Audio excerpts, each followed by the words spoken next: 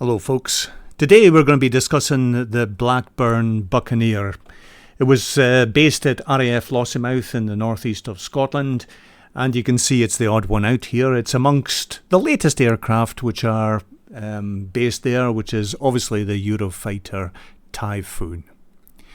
The Blackburn Buccaneer was a British carrier-borne strike aircraft originally, and it's especially known for its low-level, high-speed capabilities and nuclear weapon delivery. Initially designed for the Royal Navy in the late 1950s, it later served with the Royal Air Force seeing action in the Gulf War. The Buccaneer was designed to fly at very low altitudes, even treetop level, using boundary layer condition to enhance manoeuvrability. Here we're looking at the Buccaneer in Royal Navy livery. You know, the Buccaneer was really designed to operate from aircraft carriers with features like foldable wings and arrestor hook. That, of course, would be required for landing on a carrier. Today we're doing something a little bit more benign. We're flying over Loch Ness. One of the key capabilities of the aircraft was its low-level attack. It was optimized for low-altitude, high-speed attacks on ships and land targets, making it a potential weapon against potential adversaries.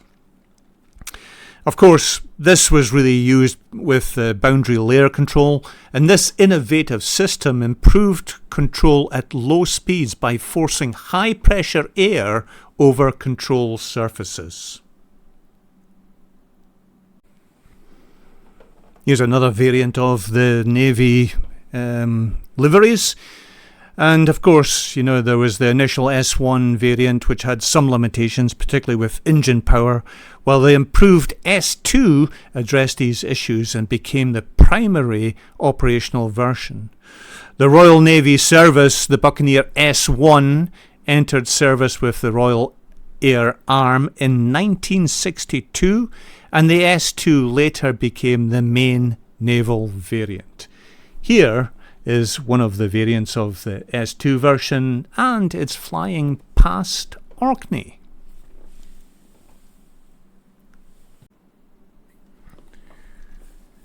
Following the cancellation of TSR-2 project and the final F-11 order, the RAF adopted the Buccaneer in the late 1960s.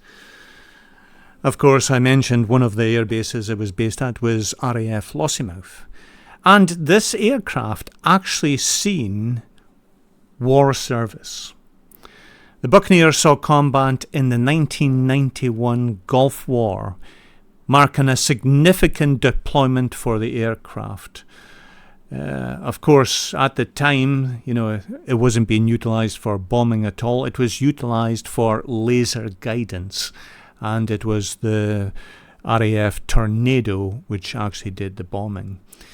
You can see the livery which is shown here is in the sand or desert livery, and this one was one of the aircraft which participated in the Gulf War. Well, all good things come to an end. Of course, this was developed in the 1950s, which was quite a while ago now. It had seen active service. It had been based at many places around the world, not only for the Royal Air Force and Royal Navy. But as all good things do come to an end, it was retired from service in March 1994.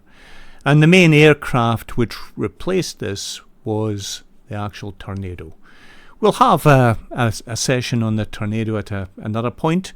Hope you've enjoyed watching, learning a little bit about the Blackburn Buccaneer, and what a beautiful aircraft it is. If you're a car enthusiast, it probably reminds me more of a Mark I Escort with all those beautiful curves. What a beautiful aircraft this is. Very smooth curves, and it had the ability to fly as low as 50 feet at high speeds. As I said, stay tuned for the next episode. Thanks for joining us. Thanks for spending the time in watching this little video. And please like and subscribe if you did actually enjoy the content today. Thank you very much.